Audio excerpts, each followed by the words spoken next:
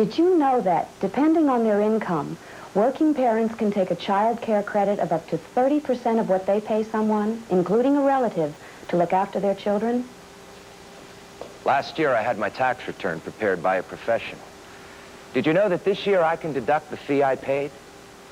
I was really worried when I heard that starting in 1984, Social Security benefits were going to be taxed. But then I found out your income has to exceed a certain amount for part of your Social Security to be taxed. Did you know that only about 1 out of 10 people receiving Social Security will have to pay income tax on their benefits for 1984? I'm thinking about investing in an IRA this year. Did you know that I have until April 15th to invest for 1984, and I can still deduct the amount on my 84 tax return? Presenting Taxbreak 85, a special 2-hour tax clinic for you, the taxpayer. Brought to you in cooperation with the Internal Revenue Service. And now, your hosts, David Burney and Joanne Flug. Hi. In the next 2 hours, we're going to try to answer the questions that most taxpayers have this year about how to pay their income taxes. David, some of them are familiar, like just what is the exact definition of a dependent? Some questions will be new because there are some changes in 1984 tax forms. These changes reflect the continuing effort of the Internal Revenue Service to make filing your return easier. And they also reflect changes in the law. That's right. I think this is going to be a very useful show for all taxpayers. And right now, the Commissioner of Internal Revenue, Roscoe Egger, will tell us why. Now, I know that preparing an income tax return may not be something you'd most like to do, but a tax clinic like this one provides an opportunity to get professional advice about the process. It helps people get over the initial hurdles associated with a tax form. We can approach the whole process in a more calm and a business-like fashion. So let's leave behind our preconceptions, and we'll walk through the whole process of completing Forms 1040, 1040A, and 1040EZ. We'll break down the process into steps and then take it a step at a time. As I said, preparing a tax return may not be your idea of fun, but it need not be as complicated a procedure as many think it's going to be. Incidentally, this kind of tax clinic is an important part of our taxpayer service program. Helping you prepare your own return is only part of the reason for this kind of service. Of course, taxpayers benefit from what they learn in the clinic, but the Internal Revenue Service has an equal or even greater stake. A major part of our effort, as well as our concern, is to be sure that the tax returns are as complete and as accurate as possible. Taxpayers generally want to do what the law requires, if they know what's expected of them, so we try to help them understand the rules as well as how to get answers when they don't. This past year, there were quite a few tax law changes, so we must pay closer attention this year to items such as medical deductions, charitable contributions, and the new credit for the elderly and disabled. I also hope you'll dial up our new teletax program, which includes more than 150 recorded messages on every conceivable topic. There are also our volunteer programs, which provide help to low-income, handicapped, or non-English speaking taxpayers. This year, we're introducing a new feature of teletax, the Automated Refund Information System, and this will begin on March 15 in most areas. You'll be able to check on the status of your refund by merely dialing a special telephone number and then following the recorded instructions. Just check the instructions that come with your tax package for the telephone numbers to call, as well as for additional advice on any of our assistance programs. I want you to know that we at the IRS consider the tax filing process a joint venture between taxpayers and tax administrators. By working together, I believe we can reduce the frustration and the apprehension that so many associate with April 15th. Thank you, Mr. Commissioner. Let me outline our schedule for you, because you may decide that you will benefit best from this program by watching only those parts which address your particular situation. Now, take the Form 1040EZ, for instance. About 1 in 5 Americans can use this very short form. It's designed for single Americans making less than $50,000 who have no dependents. And if it's prepared according to guidelines, it can be speedily processed using new optical scanning equipment. And we're going to spend the next 30 minutes discussing this form line by line. And even if you use another form, you may still want to stay with us because we're going to be defining some basic tax concepts that affect everyone. 30 minutes from now, we're going to go through the Form 1040A. Some of you may still think of it as the short form because it is for taxpayers who do not itemize deductions. We'll spend the rest of this first hour of our program, that is, the second 30 minutes, on the Form 1040A and Schedule 1, which is for the interest income, dividend income, and the deduction for a married couple when both work. We'll also cover the credit for child and dependent care expenses and IRAs, both of which can be claimed on Form 1040A. To help you and to help us, we've invited experts from the IRS, people whose job it is to work daily with taxpayers' questions, to join us. They'll be explaining all sorts of tax issues, some of which will probably affect you. We'll also be talking to representatives from the American Institute of Certified Public Accountants, the National Society of Public Accountants, and the National Association of Enrolled Agents about topics like record keeping, estimated taxes, and audits. You may want to rough out your own tax forms as we go along. If you do, take a moment to gather your tax package and paper and pencil to take notes. Even if you don't do your taxes along with us, you still might want to take this opportunity to pick up a few pointers. Also, right at this moment, and for 1 hour after the conclusion of our tax clinic, the IRS has experts standing by at phones in case you want to call with a question. Now, the number, toll-free, is 1-800-424-1040. This is a special offering during today's program. But remember, the tax information is available by telephone every business day.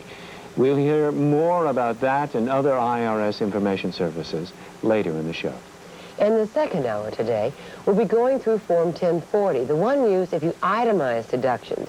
To tell us more about the IRS efforts to help taxpayers, we have Susan Carroll from the Miami office. Welcome, Susan. You know, like thousands of IRS employees, Susan is experienced in dealing with the individual taxpayers' questions. And we'll be calling on these experts for clarification during the rest of the program. Now, some people are a little leery of asking the IRS for help, Susan. They think that the IRS won't tell them about all the ways in which they might be able to save money on their taxes now. What about that? That is a common misperception, David, and the IRS is trying very hard to correct it. We will tell you about every possible deduction or credit if you give us all the information necessary. Nevertheless, even the IRS can make a mistake. What if I haven't been given satisfaction when I think there's an error in my tax billing? I hear some people say they're afraid they're not going to find a human being to listen to them when they're billed for the wrong amount or have some other kind of problem. David, I have to tell you that the IRS really does make a surprisingly low number of mistakes. And that only makes us more determined to work for that elusive 100% accuracy. There are several ways for taxpayers to make themselves heard when they feel there's a problem.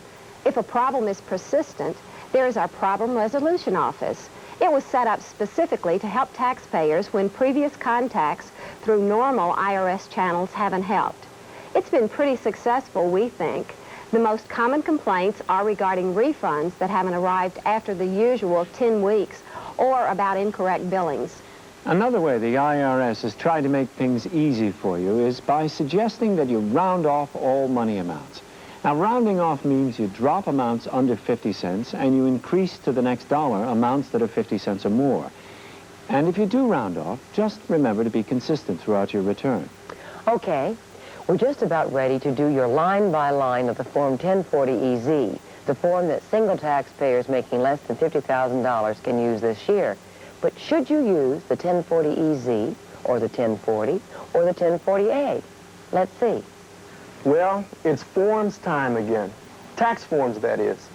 And if you're like me, it can get a little confusing as the big date gets closer. But you know, the IRS is trying to make filing easier by giving you a choice of 3 forms: the 1040, the 1040A, and the 1040EZ. Here's how you decide which form is right for you. Take the 1040EZ. Now, this form can be used if you're single, you don't claim exemptions for being 65 or over or for being blind, you don't claim any dependents, Your taxable income is less than $50,000. You had only wages, salaries, and tips. You had interest income of $400 or less. You received no interest from all saver certificates. You had no dividend income, and you do not itemize deductions. You can, however, deduct a part of some amounts you gave to charitable organizations.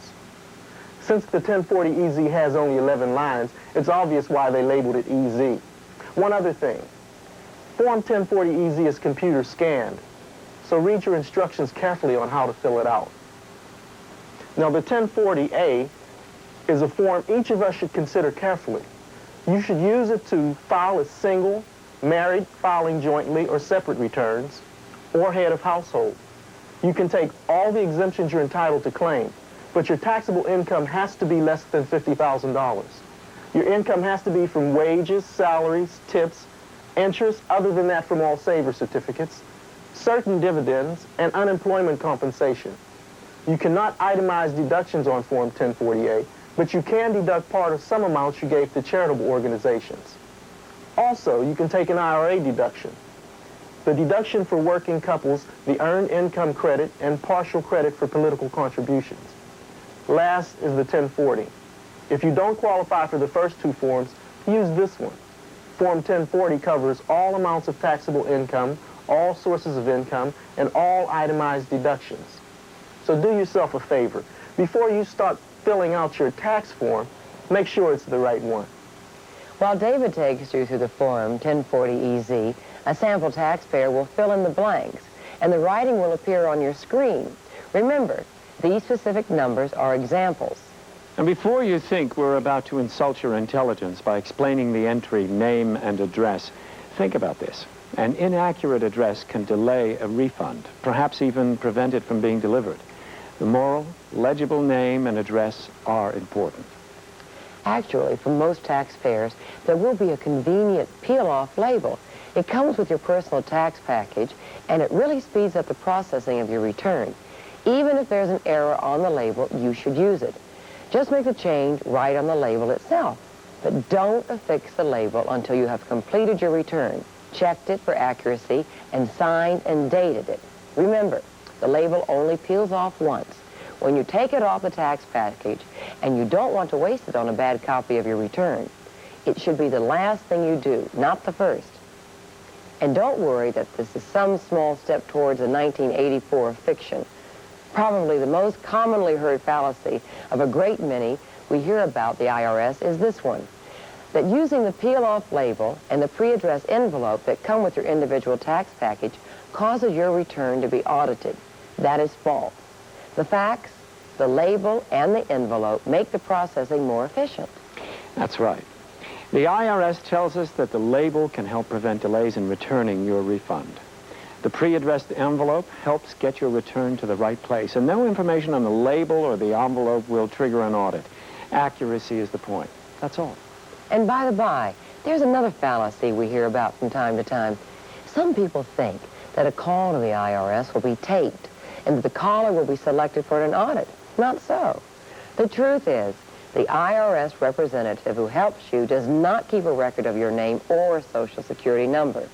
The system is set up to give information, not to screen for future tax examinations.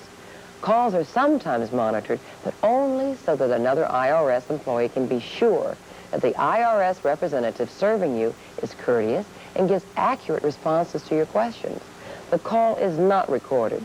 Here's another fallacy. Some folks think that they are less likely to be audited if they wait until the last minute to file.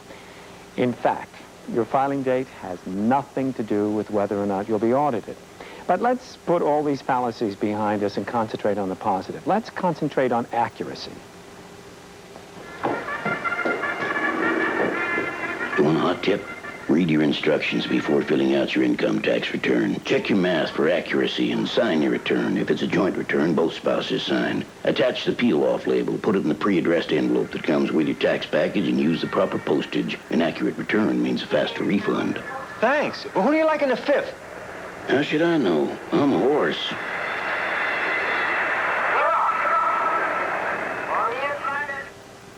Okay, keeping that in mind, let's work on the 1040EZ. Remember, it's for single taxpayers who make less than $50,000 a year.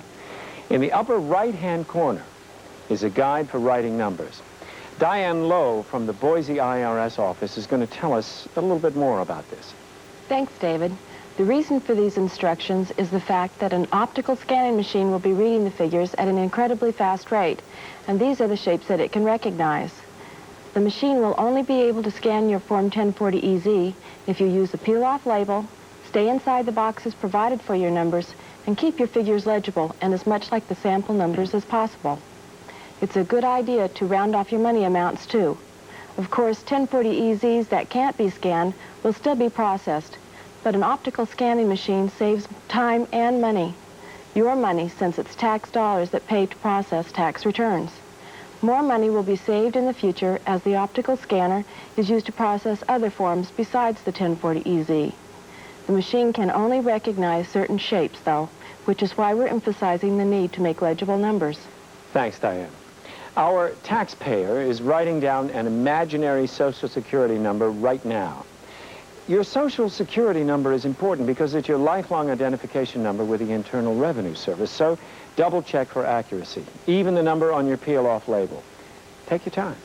It's haste that causes most mistakes in filing, according to the IRS. Now, so far, we have a correct name and address or peel-off label and correct Social Security number. The next line down, the Presidential Election Campaign Fund, entirely a matter of personal choice. If you want to, you can designate that $1 of your tax go to a special fund established by Congress. It supports public financing of presidential election campaigns. And no matter what you decide, your tax will not be affected. To begin your actual computation, you'll need a record of all wages, salaries, and tips. For most taxpayers using Form 1040EZ, income information will be on W-2s supplied by your employer or your employers. Employers were required to give you the W-2 form for 1984 by January 31st of this year. If you have not received it by now, you can call the IRS tax information number listed in your local telephone book under U.S. Government for assistance. Remember, you have to attach copy B of the W-2 to your tax return before you mail it in. You total your W-2 amounts, and you write the results in the boxes at line 1. Now, note carefully the separation between dollars and cents. If you round off to the nearest dollar, be sure to put in 2 zeros in the right-hand boxes under cents for the benefit of the scanning machine. Now, on the next line, put all income from interest. If it's more than $400, you'll have to use a different form. The total on this line should include all the interest you receive, whether from banks or savings and loan associations or credit unions. Now, even though some credit unions call these earnings dividends, it cannot include interest earned from All Savers certificates. If you have such interest, you must use Form 1040. Now, in our imaginary case, the taxpayer earning $10,000 last year in wages, salaries, and tips also held accounts which earned $350 in interest. For line 3, you add these two amounts and get your adjusted gross income. Okay, let's pause a minute. If you really are following along with us, you might want a breather here. So let's hear what Commissioner Egger has to say about IRS assistance programs. S in IRS stands for service. Our taxpayer service activities are a very important part of our business. Better than anyone, we know that the tax law is complicated and can be very confusing. Our aim is to give the best assistance we can to as many people as we can, as efficiently as we can. If you find that you have some questions about filling your tax return, first check the instructions in your tax package. The order blank in the package can be used to send for any of our publications to help you fill out the form. The teletax program has been very popular since we introduced it several years ago. By calling teletax, you can hear any of more than 150 recorded messages on topics ranging from general filing requirements to more specific topics such as income averaging and moving expenses. If you need more help with your return, you might want to look into the outreach program or visit a volunteer return assistance site. Our outreach sessions, employees go where the taxpayers are, to factories, to schools, and even commuter trains to explain how to fill out a return. Volunteer programs like VITA and the Tax Counseling for the Elderly give assistance to low-income, handicapped, or non-English speaking taxpayers. Last year, more than 1 million people took advantage of these volunteer services. Outreach sessions and volunteer sites are publicized in the local media. If you need more information about these services or have a question only we can answer, please call us. The IRS telephone number for your area is listed in the instructions that come with your tax package. An informed public is a necessary ingredient in our American tax system. We will do all we can, now and in the future, to keep the flow of good information heading your way. I'm planning on a big tax refund this year. Did you know that 75 to 80% of all taxpayers get refunds from the IRS? Now there's a reason to fill out your tax return early. Funny thing is, a lot of folks wait until the last minute to prepare their returns, even though they're getting money back from the government. Doesn't make much sense, does it? People just don't like dealing with all those numbers, I guess, even if those numbers are in their favor. Did you know that if you donate property like old clothes or furniture to charity, you can deduct the fair market value of your donation on your income tax return? How do you determine how much something is worth? Well, a couple of years ago, I bought a blouse for $25. This year, I donated it to a local charity. I'm taking a $2 deduction, which is what the blouse could be sold for at the moment I donated it. That's its fair market value. Speaking of donations to charity, let's move to line 4 for your charitable contributions. On the 1040EZ form, you can deduct only up to $75. How much can you deduct? The total is 1/4 or 25% of all cash contributions and the fair market value of contributions of property you made to charitable organizations in 1984, up to the $75 limit. This total is easy to figure. Just use the worksheet in the instruction booklet. Let's say you gave $80 cash during the year to your favorite charities and an item of property worth $20. Total these two figures and then multiply by 25%. The result, $25, is the amount you can put on line 4 as a charitable deduction. Remember, you cannot take more than $75 if you use this form. The next step, subtract line 4 from line 3. In our example, we have a running total on line 5 of $10,325.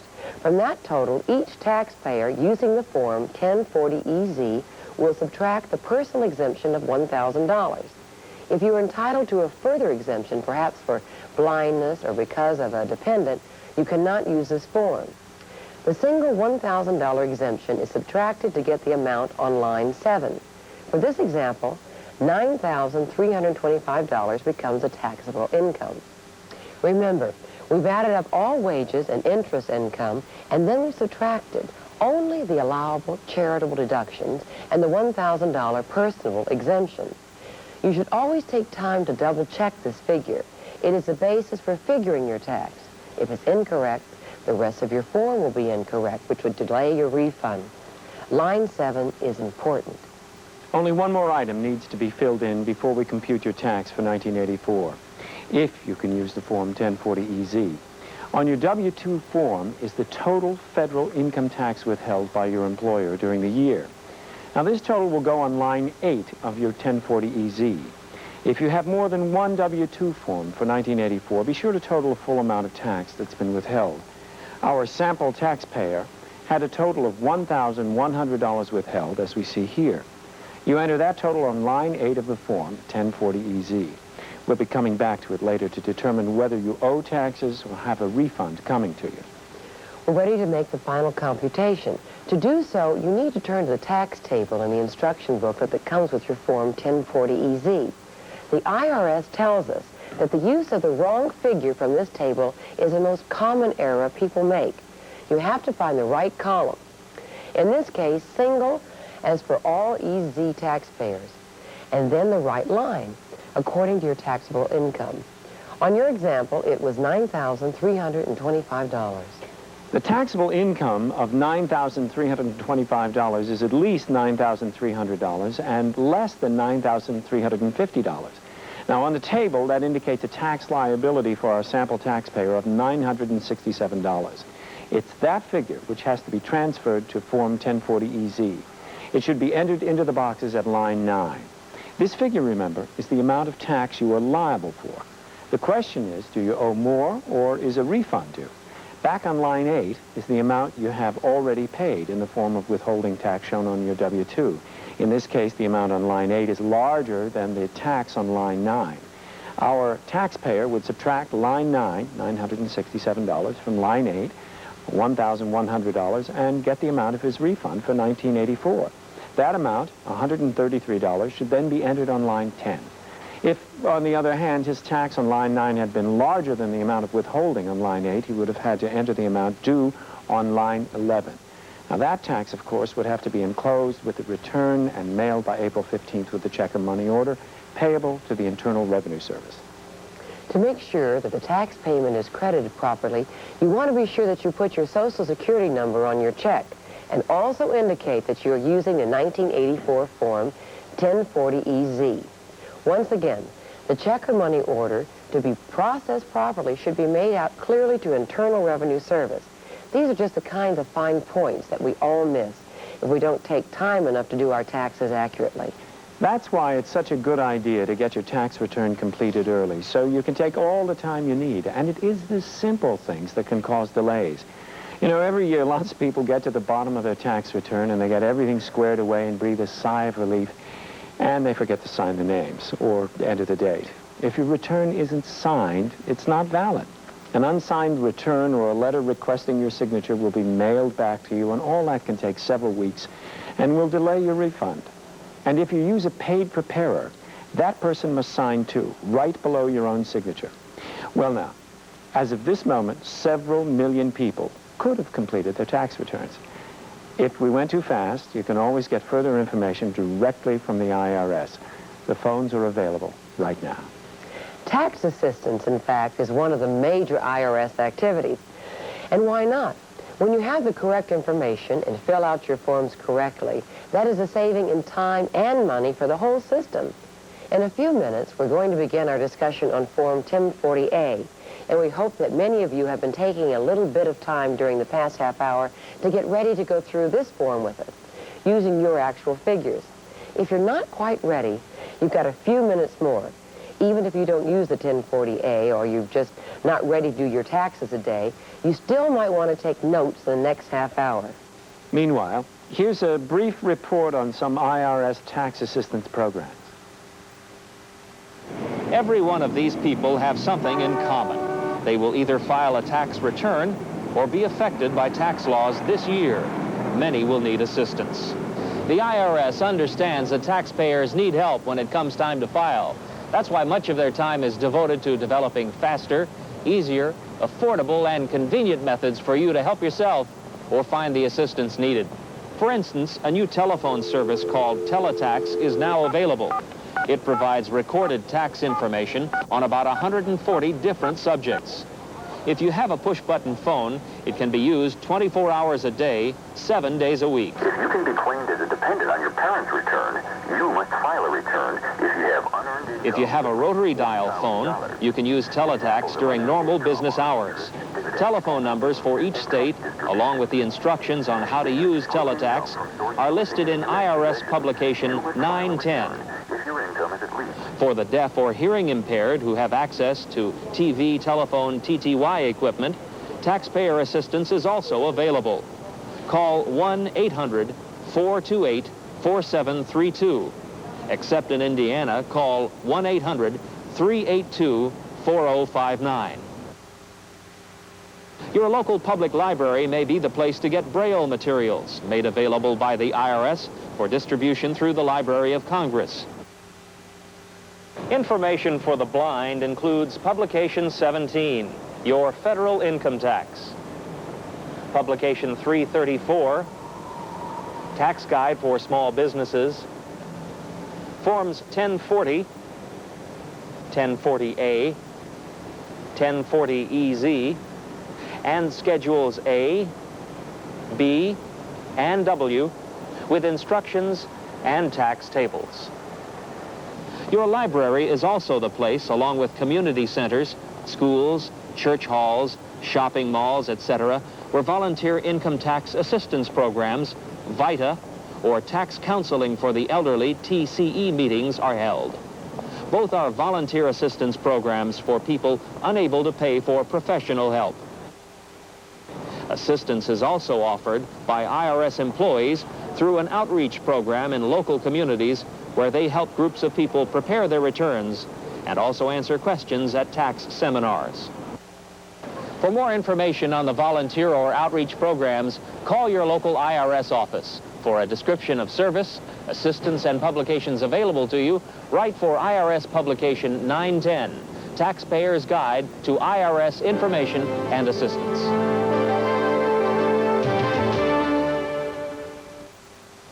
Notice that he said 140 teletext tapes are available.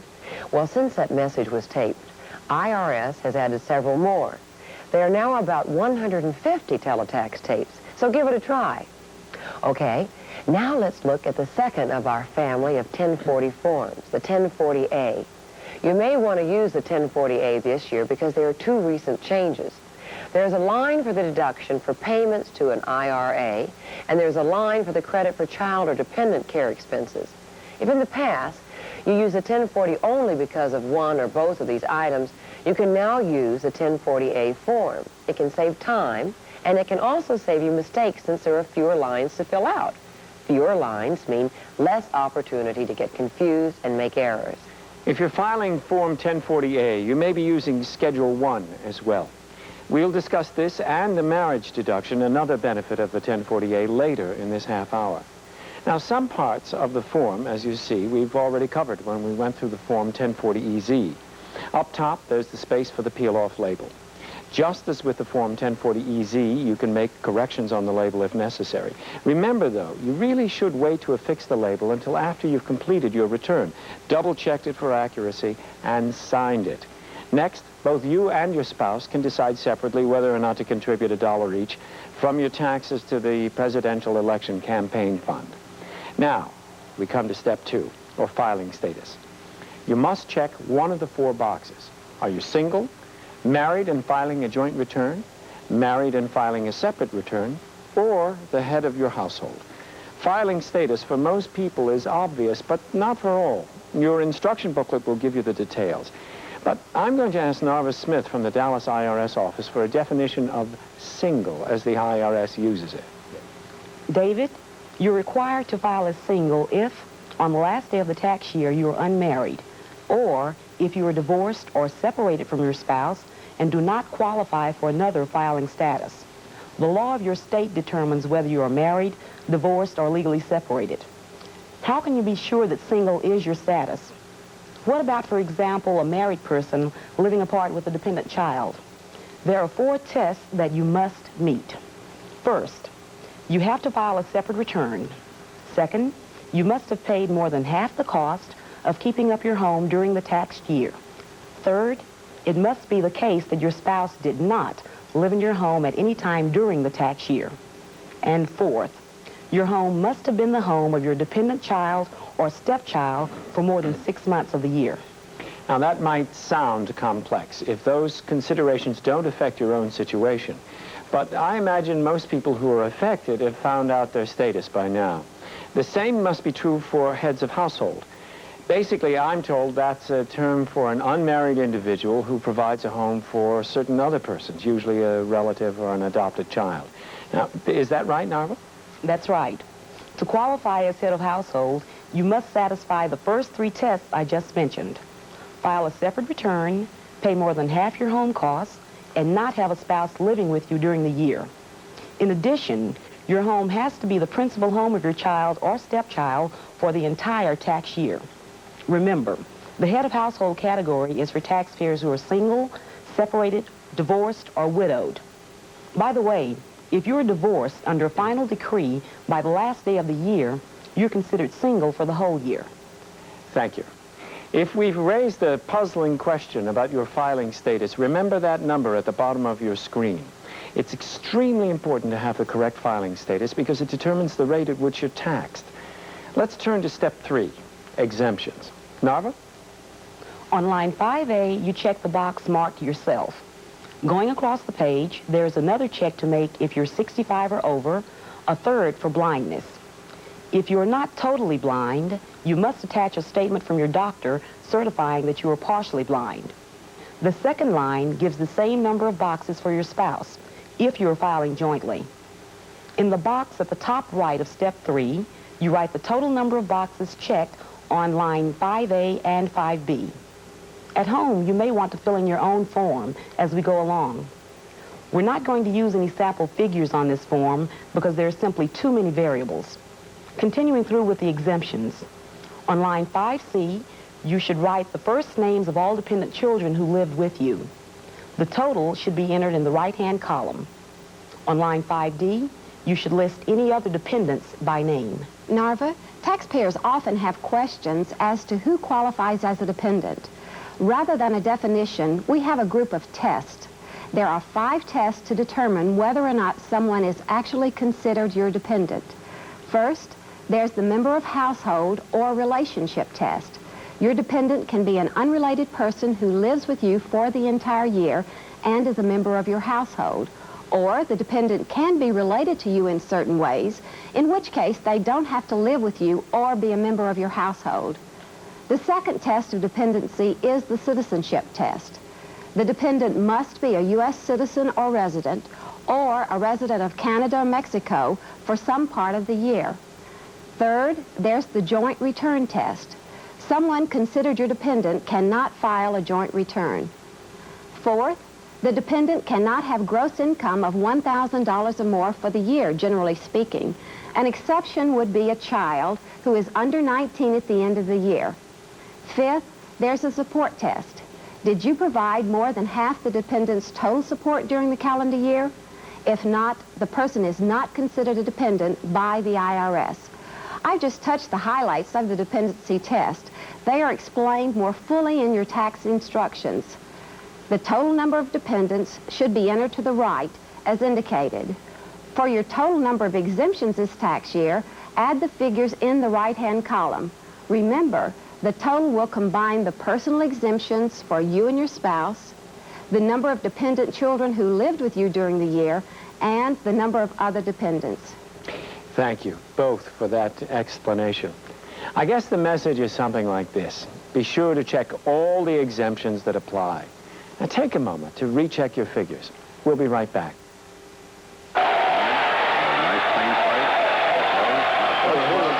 Yeah, just a minute. As you can see, Hearns and I are going to be very busy on April 15th. That's why we already filed our income tax return. If you file now, you're less likely to overlook deduction. Or make last-minute mistakes.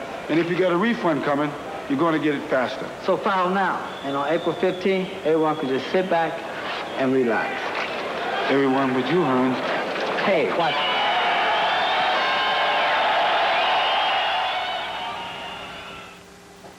Now for step 4, total income. Even if you didn't get all the information together, you can still benefit by following us. It never hurts to be reminded of what each of these items means precisely. Let's look closely at step 4. Line 6 is the total of your wages, salaries, and tips. We discussed that earlier in the clinic. And the same rules apply here as on Form 1040EZ. Enter your total in the white box to the right of line 6. Next is interest income. Enter the amount at line 7. If it is more than $400, you will also have to use Schedule 1, Part 1. Also on Schedule 1, you're asked to list the names of those institutions paying you the interest and the amount each paid during 1984. You total the various payments in the box at the right and check to make certain that the figure agrees with the total you've put down on line 7 of the 1040A. And the IRS says the same process is used for dividends on line 8A. Enter the total amount of dividends you have received from investments during the year. Now, as with interest, if the amount is more than $400, you must also enter the information on Schedule 1, Part 2. Once again, you're asked to list the names of the payers and the individual amounts separately. You enter the total in the box at the right. Just below line 8A is a line for the dividend exclusion, which can be applied to dividend income from domestic corporations. On this line, you can subtract up to $100 of such income or $200 on a joint return, regardless of which spouse owns the stock. Subtract the exclusion amount and put the result on line 8C. Lines 9A, and 9B are for those who had unemployment income during the year. Now, some of this income could be taxable. Check the worksheet on page 17 of the instruction booklet to see if you might be liable. And that's it. Total up line 6, 7, 8C, and 9B on line 10. That is your total income for 1984. Now look again. Did you remember everything? And while you're considering, we'll take a break, and then we'll take the next step, finding the amount of your adjusted gross income. In homes like mine, where both my husband and I work, there are some tax breaks that everyone should be aware of. One is the marriage deduction. If both you and your spouse worked in 1984 and you are filing a joint return, you may be able to deduct from your gross income 10% of the qualified earned income of the spouse having the smaller qualified earned income. Let me give you an example. Your qualified earned income is $25,000. Your spouse's $22,000, and you are filing a joint return. Since your spouse's income is the smaller of the two, you take 10% of $22,000 or $2,200 as your marriage deduction. By the way, qualified earned income means income from wages, salaries, and tips minus IRA payments. It does not include income from interest, dividends, or other sources. We have only two adjustments to make to the total income you entered on line 10. Now, the first of these is the IRA deduction. By now, you're probably familiar with IRAs. You have until April 15th of this year to make payments for 1984 into these special interest-bearing accounts, even if you get an extension of time to file your tax return. Now, to be certain that you can deduct the full amount of your IRA payments, however, you must fill out the worksheet in your instruction booklet, page 19. The figure you reach on that worksheet should be entered in the white box at line 11A. Just below and to the left, you should enter the total amount of payments you made to your 1984 IRA before April 15, 1985. Well, now we're ready for the married couple's deduction, which applies to a working couple only. On the front of Schedule 1, at the bottom, in Part 3, there is a short computation necessary to determine the amount of your deduction, if you qualify. You simply enter your wages from line 6 of Form 1040A, subtract the IRA deduction you entered at line 11A, and enter the result at line 3 of Schedule 1, Part 3, the left-hand column.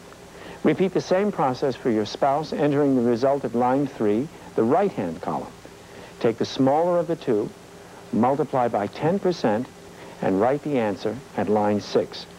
It's that figure which is then entered on line 12 of Form 1040A. And now, Raimondo G. from the Detroit office will take us through Step 6 to figure taxable income. Adjustments to total income. The IRA deduction at 11A and the married couple's deduction at line 12. Add them together and put the total on line 13. Subtract that figure from your total income on line 10, and you have your adjusted gross income, line 14, which is now taken to the top of page 2 of Form 1040A. Here it is again, line 15. Your adjusted gross income. In Step 6, there are again only two items, the deduction for the allowable part of your charitable contributions and the deduction for your exemptions that you claim back on line 5E. At line 16, you are asked to use the worksheet on page 21 of the instruction booklet to determine how much you can deduct. Basically, you add all cash contributions and the fair market value of all contributions of property you made to charitable organizations during 1984.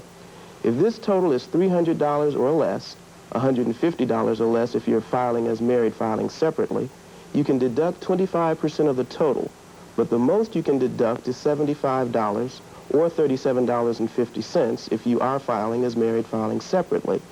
Subtract line 16 from line 15 and enter the result on line 17. At line 18, multiply $1,000 by the total number of exemptions you entered earlier on line 5E, then subtract that figure from line 17 to get the result at line 19. That figure is your taxable income for the year. Thank you again, Raimondo. You're ready now to figure your taxes using the tax table in the instruction booklet. We really don't have that much left to do, so let's look now at Step 7. On line 20, according to IRS instructions, you put the tax you found in the tax table. And if you heeded the warning we gave you earlier, you double-check that figure very carefully, because all too many taxpayers make an error at this point. But if that figure is correct, you'll note that there are 2 credits and 2 types of payments to look at in this step. There is a partial credit for political contributions and a credit for child and dependent care expenses. Now let's take these off the page for a moment and get some explanation from our IRS visitors. Diane, what is a partial credit? Well, Joanne, you are allowed a partial credit for your contributions during 1984 to the campaigns of any candidates for public office. And in addition, for contributions to the political committees or newsletter funds of both candidates and elected public officials. Married couples filing a joint return can take a credit of 1/2 of their contributions up to a limit of $100. All other taxpayers can also take a credit of 1/2 of all contributions up to a limit of $50. And remember, political contributions cannot be deducted as a charitable contribution back on line 16 of the Form 1040A. Is this completely separate from the box you might have checked up at the top, the contribution for the presidential election campaign fund? Oh, yes. That should not be included. All right, Diane, let me ask Raimondo to explain that other credit, the one for child and dependent care expenses. It might confuse some taxpayers because to figure it, you have to use the entire reverse side of Schedule 1. It's not really so difficult, David. If you just think of that page as a convenient worksheet, in fact, it is self-explanatory for the most part. If you just take a few minutes to take a look at it. And which taxpayer should be taking that look? Basically, this credit applies if you paid someone to take care of your child or disabled dependent so that you could work or look for work. We're not talking about food, clothing, or schooling in most cases, but about household services and expenses of care for the dependent if that person qualifies. The credit is also available for payments to a relative, including a grandparent, unless the relative is a dependent or is the taxpayer's child and is under 19 years of age. Let's take a quick example, David, just to give the general idea. Imagine a single parent whose adjusted gross income was $20,000. She kept a home for herself and 2 preschool children, both of whom she claims as dependents. Let's say she paid $3,000 during the year for a housekeeper to care for the children at home while she was at work. And she also paid $2,200 for the care of her children at a nursery school. The total expenses for child care that were related to the mother's employment totaled $5,200 for the year. For each dependent, there is a maximum allowable work-related expense per child of $2,400. In this case, the total allowable for the 2 children would be $4,800. Remember, this single parent earned $20,000 during the tax year. From the table printed in Part 4 of Schedule 1, she would find that the applicable percentage for her adjusted gross income is 25%. In this case, 25% of the $4,800 maximum allowable would be $1,200. That would be this taxpayer's amount of child care credit for the year. Whether you are married or single, if you pay for the care of a dependent while you work, you may want to investigate this credit. What you need to know is whether the dependent in your care qualifies you for the credit, whether you are eligible to take the credit, and what expenses are applicable. These are very individual matters which are discussed in detail in the instruction booklet. The criteria are quite specific. I'd say it's worth investigating to see whether or not you qualify. The credits we've discussed would be added together and entered on line 22, and then the result would be subtracted from the tax on line 20. Your total is then to be seen on line 23. Once again, the tax credit on lines 21A and 21B, if they apply to you, are to be subtracted from the tax on line 20. The result is a directly reduced tax liability. We then move down to the 2 forms of payment. At line 24A, you put the total tax withheld by your employer or employers during the tax year. This is found in box 9 of your W-2 forms. If the total on line 6 is more than $37,800, you should check the instruction booklet for a possible refund on Social Security overpayment. Let's stop a moment and catch our breath. You know, credits like the child care credit take accurate record keeping. In fact, keeping accurate, complete records of your finances is an important part of being able to prepare your returns. Here to tell us about how to keep good records is Jim Hopkins from the National Association of Enrolled Agents. First, let me stress the advantage of a credit over a tax deduction. When you claim an income tax deduction, such as interest and taxes, you reduce your taxable income, but the net effect is only from 11 cents to 50 cents on the dollar, depending on your income tax rate. In the case of a credit, such as a child care credit, when you are able to claim $1, you get an actual dollar offset against your taxes. Therefore, you can see how much advantage it is to take advantage of any tax credit that you may claim, and certainly the child care credit. Another advantage of the child care credit is that you can claim the deduction on a 1040A as well as a 1040, and you do not have to itemize deduction in order to get this credit. Now, the key to make sure that you can claim all you are allowed to claim is good record keeping. The first consideration is, of course, home upkeep.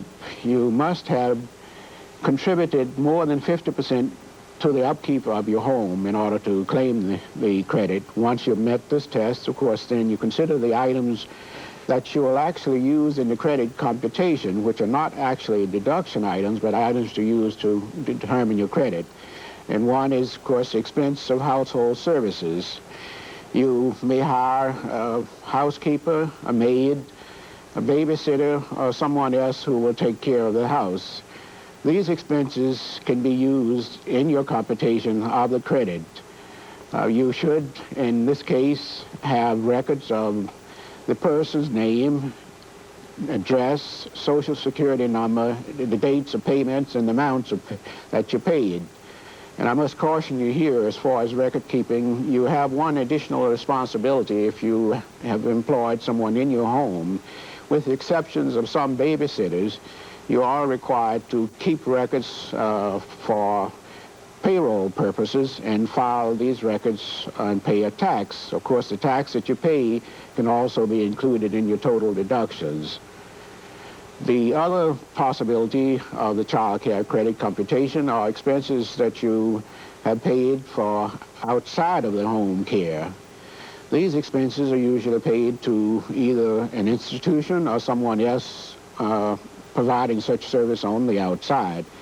If you paid amounts to an institution, they generally have to meet certain requirements of the state and local government. And be sure your records contain a statement showing that this organization has been certified. If the payments are made to individuals, there's one additional thing to remember. You will need to make certain that they were not qualified expenses were not paid to an individual who is a dependent of yours or a child who is under the age of 19 at the close of the year. Such payments to these persons will not qualify. Your records in connection with the employment of someone should be kept at least for 4 years, and in the case of your other records used to compute the credit, you should keep them a minimum of 3 years. And good records are so comforting. If your return should ever be selected for an audit, you will be satisfied to know that you can substantiate your deductions. Now, let's get back to our 1040A and finish it up. Narva Smith is back to help us. At line 24B is the earned income credit. And I think we have to discuss this one. There's been some misunderstanding about this credit. It was designed to help certain people who have a child and have an income of less than $10,000. The maximum credit is $500, which you can get as a refund if you qualify, even if you had no tax withheld from your pay. There are several restrictions, however. To be eligible for the earned income credit, you must have a child living with you for the whole year. Your principal home must be in the United States, and if you are married, you must file a joint return. Or if you're unmarried, you must file as head of household. By the way, you can take the earned income credit. The IRS will figure it for you at your request. But to figure it yourself, use the earned income credit worksheet on page 26 and the table on page 37 of the instruction booklet for the Form 1040A. The credit should be entered on line 24B of the Form 1040A. To get the credit, of course, you will have to file a tax return, even if you are not otherwise required to file a return. Thank you, Nava. That's all we need to complete the return. Let's go back to the form for a minute. Back at step 7, we had arrived at a total tax figure on line 23. At lines 24A and 24B, we have payments. Add them together and enter the resulting amount on line 25. You will have a refund if line 25 is larger than line 23. To find the amount, just subtract. If line 23, your total tax, is larger than line 25, you can find the amount you owe to the IRS by subtracting line 25 from line 23. Your check or money order should have both your Social Security number and the tax year and the type of form. And in this case, 1984 Form 1040A. And that about wraps it up. Sign and date your return. And if it's a joint return, make sure your spouse signs it as well. If you have a paid preparer, make sure that he or she signs it also. Enter your occupation and that of your spouse. Then make a copy for your records. Now it's time to affix that peel-off label. Attach all W-2s and Schedule 1 if used, and then check your return one last time. Place it in the pre-addressed envelope that came in your tax package. Then one last but important thing, affix the proper postage and mail. And that ends our first hour. We hope those of you filing the Form 1040A have found the last half hour helpful. Why don't we take a break now before beginning our look at Form 1040?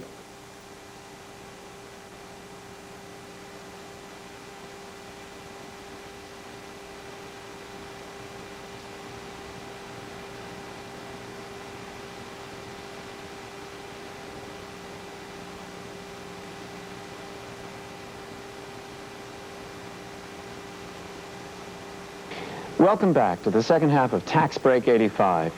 During the next 60 minutes, we'll be providing lots of helpful information for those who need to file Form 1040, plus an explanation of tax law changes for 1984, such as the taxation of some Social Security benefits. But before we start going over Form 1040, let's hear what accountant Michael Martin from the National Society of Public Accountants has to say about a topic of interest to all, audits.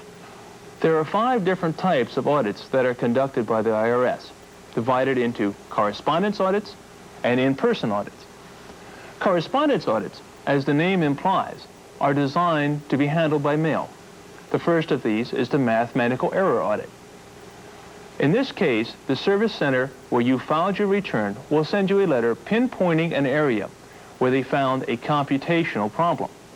If you receive one of these letters, check your return. You might have made the error. Or on the other hand, you might have simply omitted some information vital to the computation. Do not just assume that the notice is correct. The second type of audit comes from what we call the Information Document Matching Program. Employers, payers of interest or dividends, and others who issue forms W-2 or 1099 are required to furnish a copy of that document to the IRS. IRS matches their copy of that document to your tax return.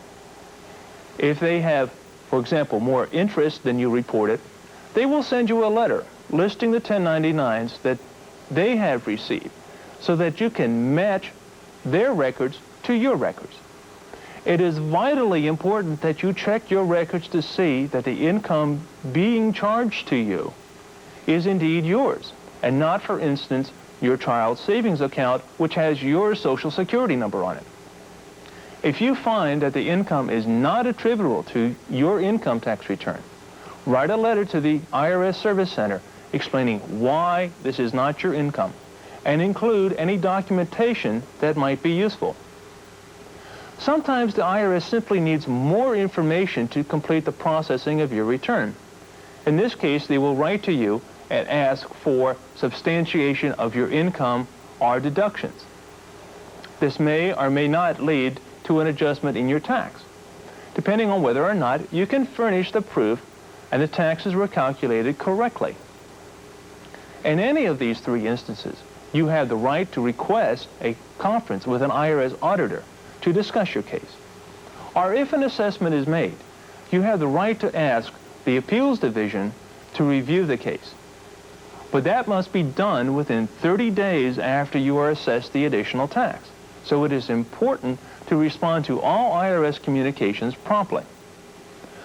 The two types of in-person audits are referred to as office audits, held at the IRS office, and field audits, normally held at the taxpayer's place of business. As you could guess, you will probably never have a field audit unless you own your own business or because your return is so complex and your record so voluminous that an audit at your place of business is required. If your return is chosen for an office audit, you will receive a letter setting a tentative appointment date and time. If that time is not convenient because of unusual work commitments or other valid reasons, call the telephone number on the letter and ask to have the appointment changed. When you go to the audit, take all the material with you that you used when you prepared the return, including your copy of Forms W-2 and 1099, any worksheets that you used, canceled checks, and receipts to validate your deductions. The auditor will review these documents with you at the audit and ask you to explain what certain items were and how certain calculations were made. If the auditor finds that your substantiation is incomplete, you will be asked to bring in or mail in that additional documentation. Do so promptly to be sure that the case is not closed without this information being considered. When the case is closed, you will receive a letter explaining what, if any, adjustments were made.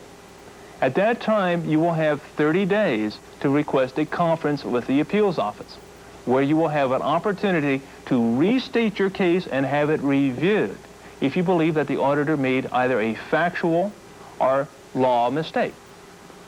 If you do not file that request within 30 days, you may have no alternative but to go to court. As you can see, audits are really nothing to fear.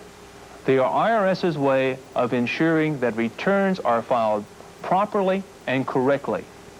If you are audited, go in prepared, and you may learn something on how to better keep your records and how our tax system works. Thank you, Michael. Now, before we go on, let's have our viewers tackle a couple of tax questions. Which of these pairs of items are deductible? Select one set. A, dog licenses, bar examination fees. B, adoption costs, commuting expenses. C, bad personal debts, investment guides. D, title searches, excise taxes. The answer is C, bad personal debts, investment guides. Here's another, true or false. You can deduct any casualty losses not reimbursed by insurance that exceed 10% of your adjusted gross income after a $100 exclusion.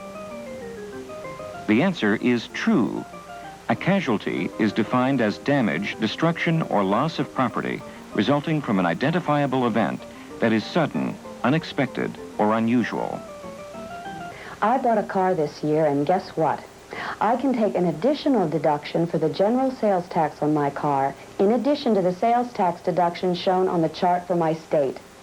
That's because taxpayers are allowed to deduct sales tax for a car, motorcycle, motorhome, or truck the year the item was bought, in addition to the tax table amount. Like everyone else I know, I buy some items on credit. Did you know that the finance charges on revolving credit accounts, gasoline credit cards, and bank credit cards are deductible as interest? Did you know that if you buy raffle tickets or participate in charity auctions or buy tickets to entertainment events benefiting charities, your charitable contribution is not necessarily the amount of the check that you write to the charity? Your contribution is limited to the amount that you paid that is more than the value of what you received. So if you buy tickets for $20 for a performance which would ordinarily cost $12, your charitable contribution is $8. Did you know that some dividends can be excluded from your income? Qualifying dividends can be excluded up to a maximum of $100 for an individual taxpayer or a total of $200 for the taxpayer filing a joint return. Before we begin Form 1040, let's take a moment to see what common mistakes we should try to avoid this year. First of all, Commissioner Egger has a few pointers for us. Well, we're off and running on another tax filing season. So let me mention a few things that we've learned about the most common mistakes which people make. We're expecting close to 100 million individual tax returns this year. We don't promise that we can process these returns overnight, but we'll do our job as quickly as possible. 3 out of 4 taxpayers will be eligible for a refund. One thing we can promise, the fewer mistakes you make, the faster we can get that refund check into your hands. Now let me give you a few tips to avoid errors. When you list a Social Security number, be careful not to switch the numbers around by mistake. Also, we often find that the taxpayer matches up his or her name with the spouse's Social Security number. Another common mistake is that people move but don't leave a change of address. Last year, more than 96,000 refund checks could not be delivered, a total of $44 million. Oh yes, and please do your arithmetic carefully, especially if you're itemizing deductions. Most foul-ups occur with medical deductions, but check all your math before sending in the return. If you use the tax tables to figure out how much tax you owe, be certain that the number you pick is the right one. Don't forget to attach the necessary forms and schedules. And one more thing. Don't forget to use the pre-addressed label and the envelope that are provided in your tax package. In the end, fewer mistakes will mean a smoother filing season for you, the taxpayers, as well as for us, the tax collectors. Thank you, Commissioner. Now, let's look closer at the 10 most common errors made last year on the 1040 form. Now, some occur because of changing tax laws, and some occur because of carelessness. See if any of them sound familiar to you. Number 1 is...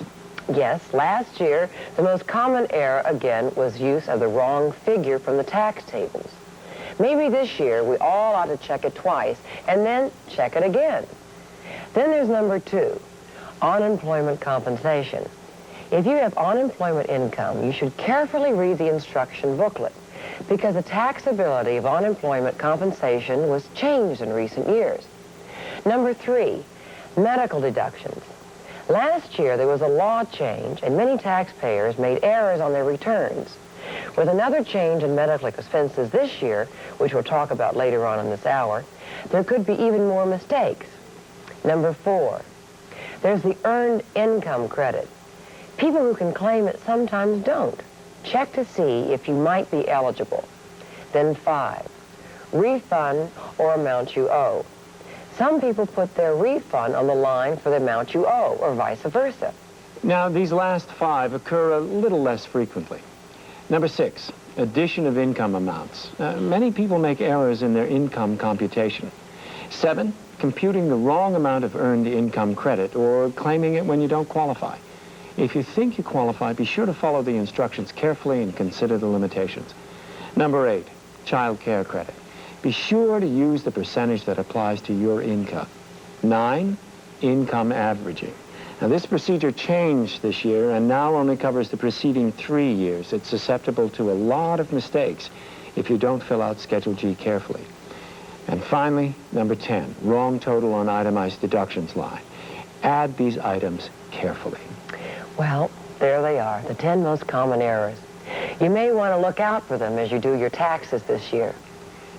Now, if you joined the show earlier, much of the 1040 form will look pretty similar to the items we covered on the 1040A, and we're not going to repeat ourselves. There is the space for your peel-off label and the boxes for your Social Security number and that of your spouse if you're filing a joint return. Immediately below, there's the box for the fund for the presidential election campaign. As on the 1040A, your filing status is crucially important, the IRS tells us, and there are the 4 choices we've already discussed: single, married filing joint return, married filing separate return, and head of household. On this form, in addition, there is a separate status for the qualifying widow or widower with dependent child. Several specific provisions affect this category to see if you qualify. Check the instruction booklet very carefully. Exemptions are exactly as we have seen on the 1040A form, although the format may look slightly different. Check every one that applies to your situation. Total them up carefully. The rest of the page, as you can see clearly if you happen to have your copy in front of you, deals with various kinds of income, including interest and dividends, and with adjustments to income. Now let's just spend a few minutes on interest and dividends. Schedule B, the reverse sign of Schedule A, is to be completed if you have more than $400 in interest or $400 in dividend income. Be careful to list on Schedule B each source of income and amount separately, the way they're listed on the Form 1099 you should have received from the financial institutions. That will prevent confusion when the IRS matches the information on your return with that provided to the IRS by the institution. And if you have dividend income, check to see if it qualifies for the dividend exclusion. You can subtract up to $100 of qualifying dividend income or $200 if you're married and filing a joint return, no matter which spouse receives the dividends. The Form 1099 from the corporation should tell you how much of the dividend qualifies for the exclusion. Under income, another item that bears mentioning is line 10, which includes refunds of state and local income taxes if those taxes were deducted in an earlier year. Income also includes alimony or money you were paid as separate maintenance. Income includes business income, which must be detailed on an attached Schedule C. The same holds for any business loss. Also, capital gains or losses must be reported in this section of the 1040 form, and you must use Schedule D. Continuing down the list quickly, note that income includes, at line 16, fully taxable pensions, IRA distributions, and annuities not reported elsewhere. On line 17, other pensions and annuities. Line 18, rents, royalties, partnerships, estates, trusts, and so forth. Line 19, farm income or loss. And line 20, unemployment compensation, although only a small part or none at all may be taxable. Now, how about those Social Security benefits appearing for the first time under taxable income? Well, there's good news and there's bad news. The bad news is that, yes, for the first time, if you receive Social Security benefits, they may be taxed. But the good news is that only 1 of every 10 Social Security recipients is expected to have taxable benefits. Now, here to tell us more about this change in the law is Sid Kess of the American Institute of Certified Public Accountants. Doubt if your Social Security benefits are going to be taxed. The answer is you have to make a very simple computation. You take line 32 of your Form 1040, that's called adjusted gross income, and to that you find out and add to it the tax-exempt interest. You have interest on state bonds or municipal bonds. You would add that to your adjusted gross income. And then you pick up 50% of your Social Security that you've received. So let me give you a little example. Let's say your income was $30,000 on line 32. You have $5,000 of municipal bond interest. So that gives you $35,000 so far, 30 plus 5. And in addition, you take 50% of your Social Security. Let's say your Social Security is $10,000. So 50% of the 10 would be $5,000. So far you have 30 plus 5 plus 5, which would be $40,000. Now, from that, you subtract a base amount. Your base amount is either $32,000 if you're married filing jointly, or $25,000 if you're single, and if you're married and you file a separate return, it's 0. And then when you subtract this base amount from the $40,000 figure I just gave you, you take 50% of that excess amount. You compare that with 50% of the Social Security, and you take the lesser amount. Sounds complicated, but it's not very complicated at all, because there's a simple little worksheet which appears in the official instructions, and you follow it line by line. How much Social Security you've received?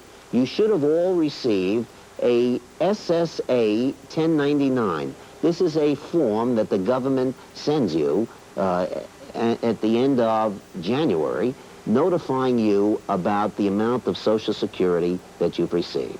It's important to note that most people, if your income, including tax-exempt income, and 50% of your Social Security would be below the base amount of $32,000 if you're married filing a joint return, you don't have any Social Security that would have to be picked up as income. And if you're a single person, it would be $25,000. So don't be alarmed by this change in the law, but you should double check with the worksheet to ascertain whether or not your Social Security would have to be picked up as income. I guess that about does it for Social Security benefits being taxed. Thank you, Sid, for your help explaining that one.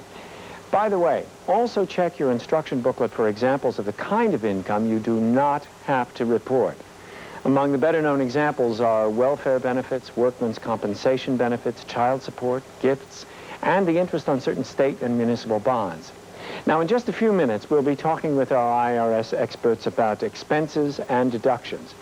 Many of your questions, by the way, might be answered with the help of a useful IRS booklet, Publication 910. It lists all IRS publications.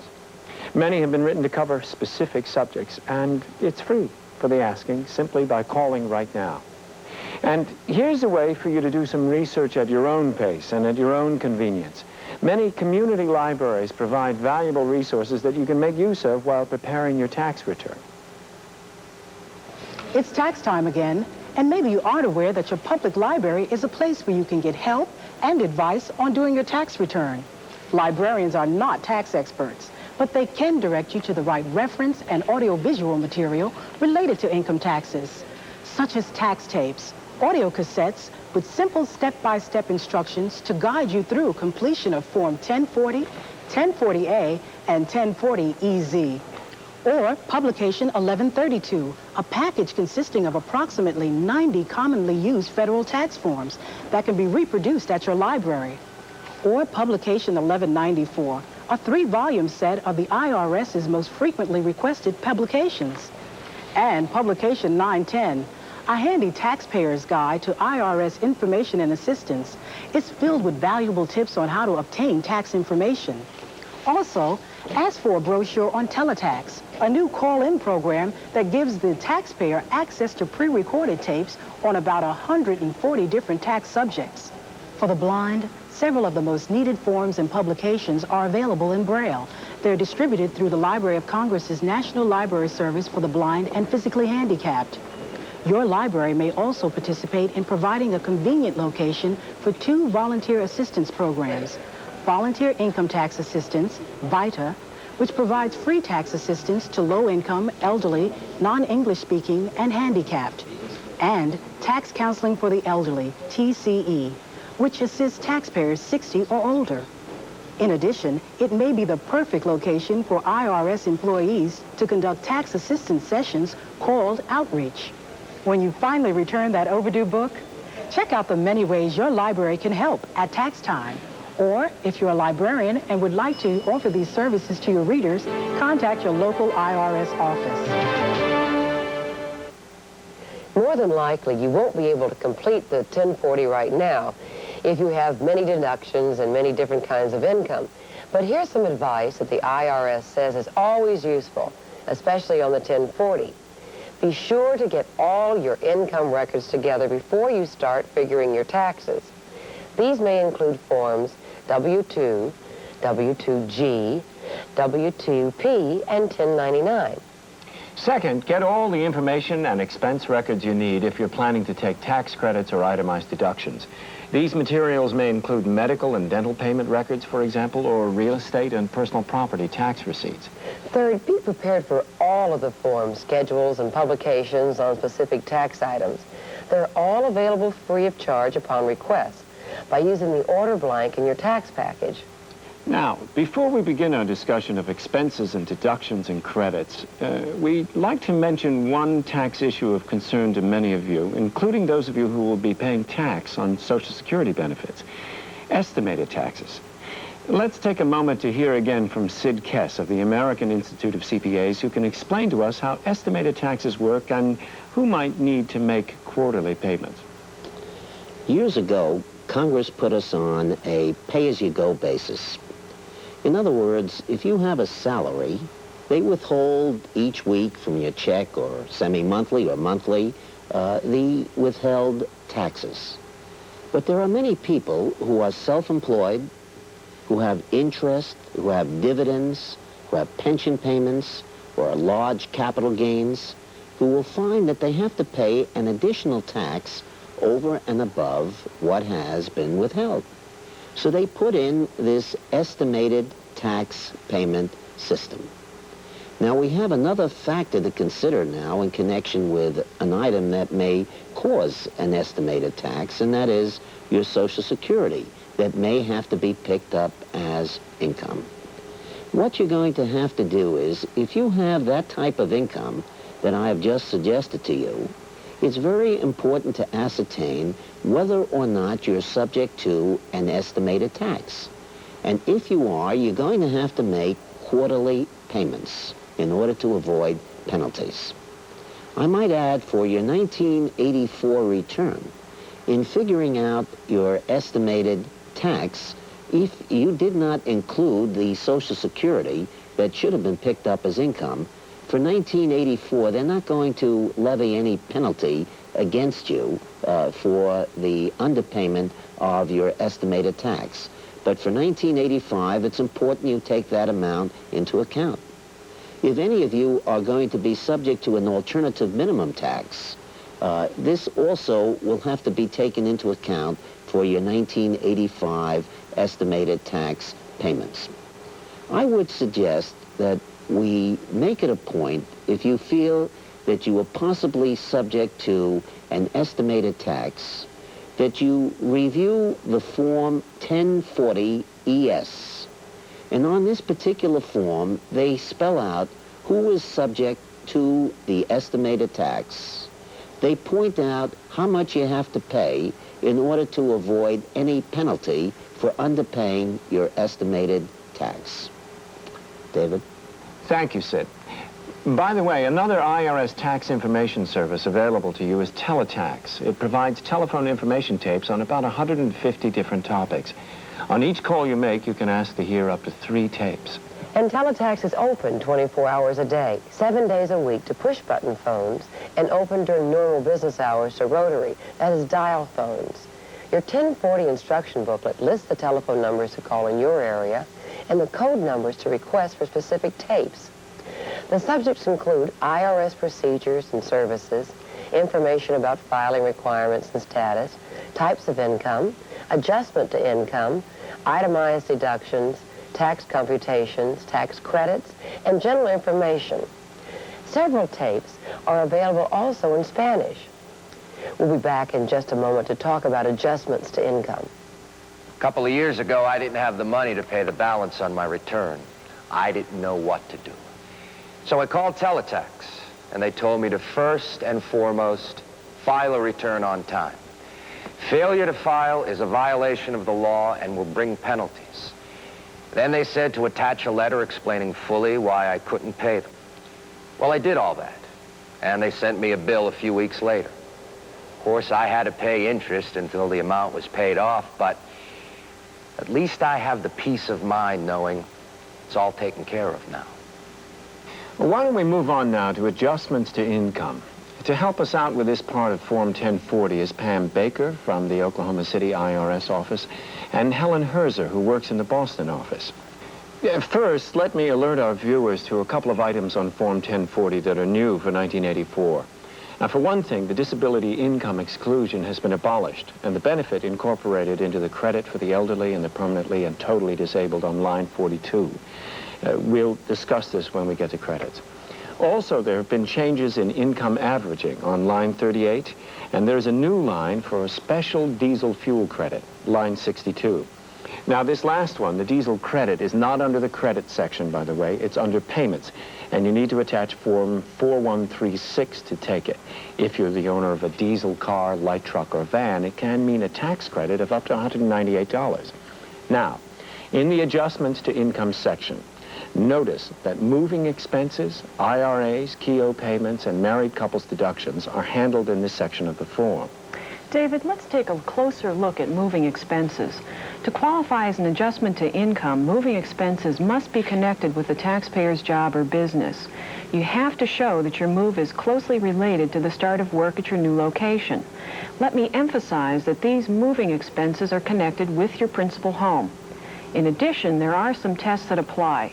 The distance test, for example, requires that your new job location, the main place of employment, be at least 35 miles farther from your former home than your old job was. And there's a time test as well. If you are an employee, you must work full-time at least 39 weeks during the first 12 months after you arrive in the general area of your new job location. But what kinds of expenses can be deducted? Well, basically, there are 5 types of expenses, David. The cost of moving your household goods, travel costs to the new home, house hunting trips, the cost of temporary living in the new area, and the expenses of disposing of your old home and getting a new one. Thank you, Helen. Now, what about alimony? David, the alimony paid item refers to periodic payments of alimony or separate maintenance made under a court decree or a written separation agreement. You cannot deduct lump sum cash or property settlements, voluntary payments, or any of those amounts specified as child support. Teletax, by the way, goes into more detail on these matters. Thank you. Well, let's flip over our 1040 form. At the top of the reverse page is a tax computation section.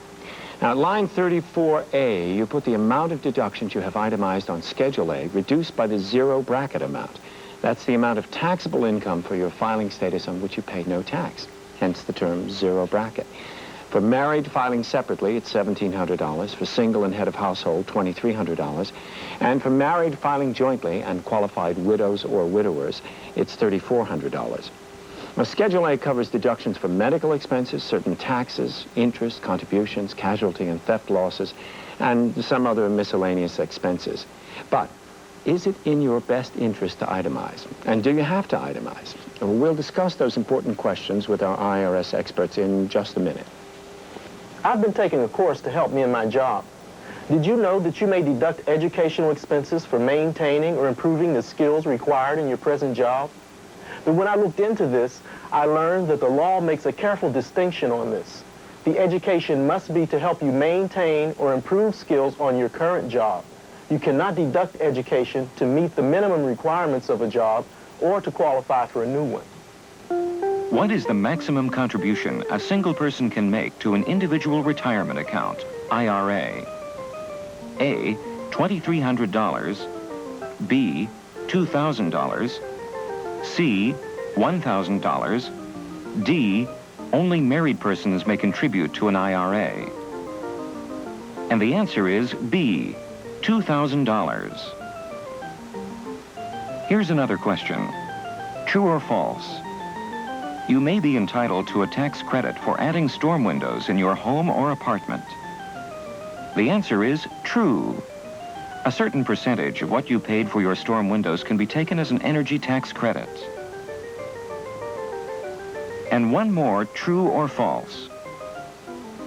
If a person dies in the middle of the year, no income tax return need be filed for that year.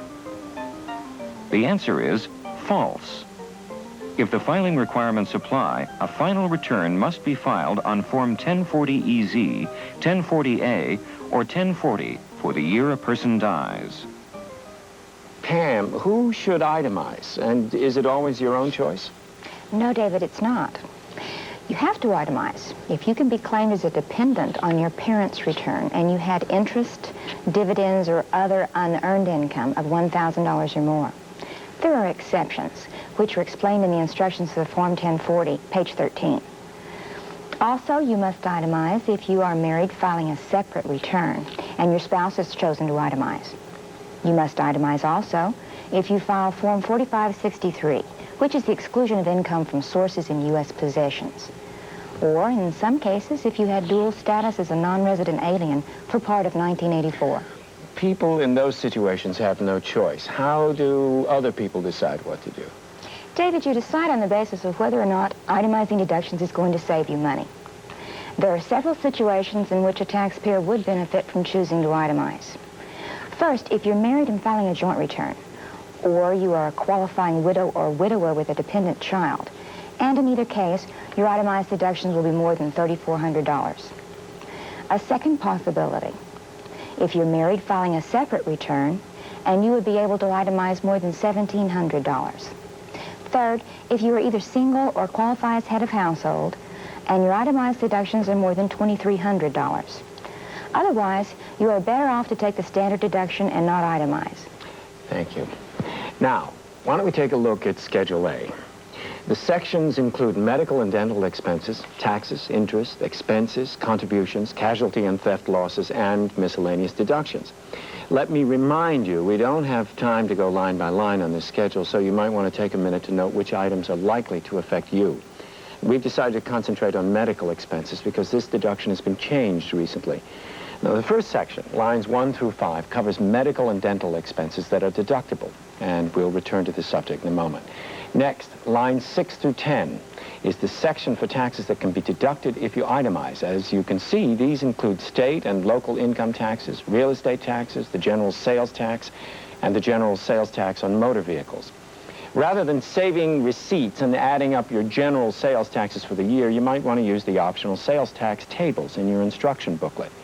And don't forget, you can take sales tax on some major purchases, such as a car or a boat, on line 8B. Line 9 is for personal property or other taxes that can be deducted. The IRS cautions us that many kinds of taxes now cannot be deducted. For example, federal income tax, Social Security tax, and federal excise taxes on telephone and gasoline cannot be deducted. The next section, lines 11 through 14, covers those deductions that are allowable for interest expenses. On lines 11A and B are entry boxes for the amount of home mortgage interest you've paid during the year, either to financial institutions or to individuals. On line 12, you can enter interest you've paid on credit cards and other charge accounts, and there's a line for other interest deductions, such as interest on taxes you paid late or a mortgage prepayment penalty. Next, on lines 15 through 18, you can deduct your contributions to charitable organizations. Cash contributions should be entered on line 15A unless you gave more than $3,000 in cash to any one organization. Such an amount should be entered on line 15B. If you gave a contribution of property, the information should be entered on line 16. Now check the instruction booklet for other requirements that are connected with the deduction of a gift of property to a charitable organization. Next, there's a line for the deduction of a casualty loss or a loss from theft. Now, we're going to come back to that subject in just a minute. Now, the last section covers miscellaneous deductions. These can include union and professional dues, line 20, and the fee you paid a professional to prepare your tax return last year, line 21. On line 22, you can report other deductions as well, including certain educational expenses, gambling losses, though not more than your reported gambling winnings, the qualifying business use of your home, and such employee expenses as safety equipment, required uniforms, and subscriptions to professional journals. You might also be able to deduct up to $1,500 for what the IRS calls qualified adoption expenses if you adopted a child with special needs. Now, for further information, check your instruction booklet for the line-by-line explanations of Schedule A. Now, we're going to return to the subject of medical expenses. Law concerning medical expenses this year, David. And as you've already noted, many people make errors each year in the determination of deductible medical expenses. The IRS says that there are two general rules to remember. First, you can deduct only medical and dental expenses that are more than 5% of your adjusted gross income. That's the amount, remember, on line 33 of the 1040 form. Second, you can now deduct only prescribed drugs and insulin, and the separate limitation for money spent on medicine and drugs has been eliminated. These are now added to other medical expenses subject to the 5% limitation. Now, with those two guidelines in mind, let's talk to one of our IRS experts, Narva Smith, about some other medical expenses which might or might not be deductible. One major medical expense that is deductible is a nursing service, such as home nursing, but with one cautionary note. Only deduct that portion of the nursing employee's salary which pays solely for nursing services. You cannot deduct monies paid for personal and household services. The categories of medical expense covered by this deduction are quite numerous. and you do well to check them out in IRS publication number 502, Medical and Dental Expenses, available by using the order blank in your tax package. To take some examples, the deduction is allowable for payments for any medical services performed by a doctor, surgeon, dentist, psychiatrist, psychologist, acupuncturist. It is allowable for medical treatment at a center for alcoholism or drug addiction. It can be used for expenses required in reaching the medical care, like bus fare or certain automobile expenses. Most people, however, prefer to use the standard mileage rate for medical travel, that is 9 cents per mile, instead of computing actual expense. By the way, 1985 medical mileage will be deductible next year at a rate of 12 cents per mile. And finally, don't forget the costs of such medical aids as false teeth, contact lenses, motorized wheelchairs, and so forth. That's a long list. For the complete details of what can be deducted, you should check your instruction booklet or contact the IRS for publication 502. It has a checklist of medical expenses that can be deducted and those that cannot. What about trips people take for their health? Are they deductible? The law in this area, Joanne, is very explicit. You cannot deduct for a trip that is taken for the general improvement of health, even if that trip is taken on a doctor's recommendation. On the other hand, if there is a specific medical problem that is alleviated by travel to another area, you can indeed deduct your transportation costs as a medical expense. An example would be a physician's advice to travel to a warm climate in the winter because the extreme cold in your home area might aggravate a serious heart condition, something of that sort. Beginning this year, you may also include the cost of lodging, but not meals, while out of town, primarily for essential medical care. As you might expect, there are a great many areas covered and not covered in the category of allowable deductions for medical expenses. You should really check this item carefully. Read the instructions with your Form 1040, and don't hesitate to seek further assistance from IRS personnel or publications. Let's stop here a moment to talk about a subject of concern to more and more taxpayers: how to find the right paid preparer to complete your return. Even though many of you are taking notes, even roughing out your return right now, you may go to a paid preparer to finish the job. And of course, you need to give him or her all of this information so you can claim every benefit you're entitled to. But how do you find a good accountant or CPA to help you with your tax return? Are there different kinds of tax preparers? Here to answer these questions and others is Michael Martin from the National Society of Public Accountants. Welcome, Michael. Thank you, Joanne. If you find that you need help with your tax return, you may need to hire a tax return preparer to help you. If you do, there are several things that you should consider. First, what professional qualifications does the person possess that qualifies him or her to prepare your return? Second, is the person in the permanent business of being a tax return preparer? Will this person be available to assist you if your return is audited or to give you advice during the year? Third, what kind of reputation does this person have? A reputable practitioner will give you references of other clients with similar problems that he has helped. Or better yet, ask a business associate for a recommendation to the preparer they are using. And last, price will sometimes determine who you can afford to hire. This brings us back to professional qualifications. As you may have guessed, the higher the qualification level, the higher the fee. So first review the complexity of your problem and then determine who you need to see. Tax practitioners could be grouped into 5 professional levels. First is the commercial preparer. Individuals who are preparing returns for the commercial preparation firms may or may not have any professional standing other than that they have taken an in-house training course and may have several years' experience in preparing tax returns. These qualifications are certainly nothing to ignore, and commercial preparation firms have the expertise to prepare most tax returns and personnel available to assist with more complex problems. Second, there are public accountants. These are individuals who many times are licensed by their state, sometimes because they passed an examination, or sometimes because of the number of years that they have been in practice. These are individuals who are in practice on a year-round basis and usually have experience working with small businesses. Third, there are the certified public accountants. These individuals are licensed by their state of residence by virtue of passing an examination given by the state. This examination covers general accounting and auditing practices as well as taxation. A CPA would be of assistance if you have a complex tax problem or if you are involved with a business. Fourth, there are enrolled agents. Contrary to the connotation of the term, these individuals are not employed by the IRS, but are enrolled to represent taxpayers before the IRS. These individuals have passed a 2-day examination on federal income tax designed and administered by the IRS.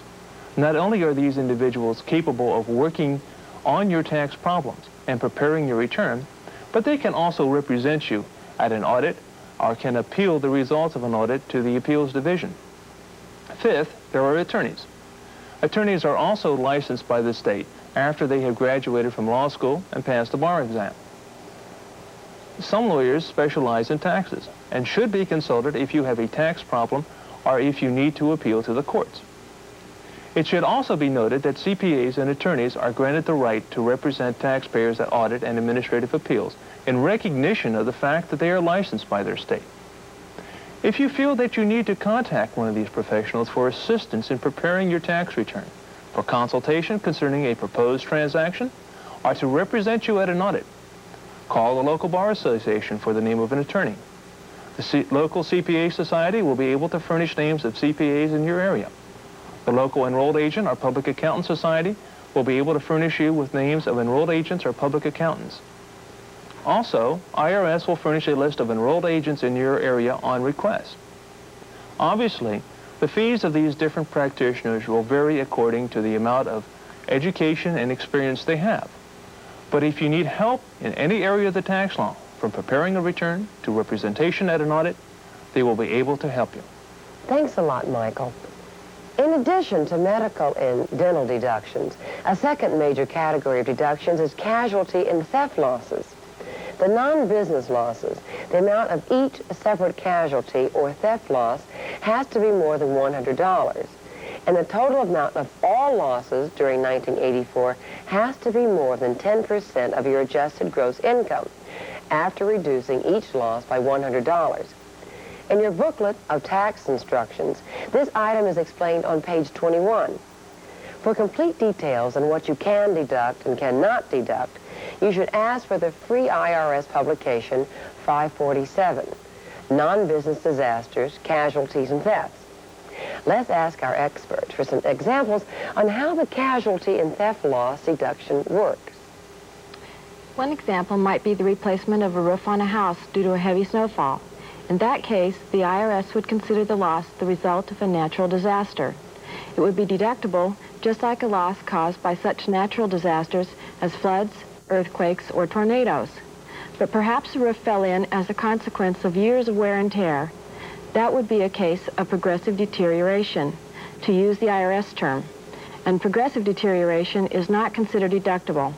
However, in that case, any damage caused to a household object as a result of the collapsing roof would be deductible.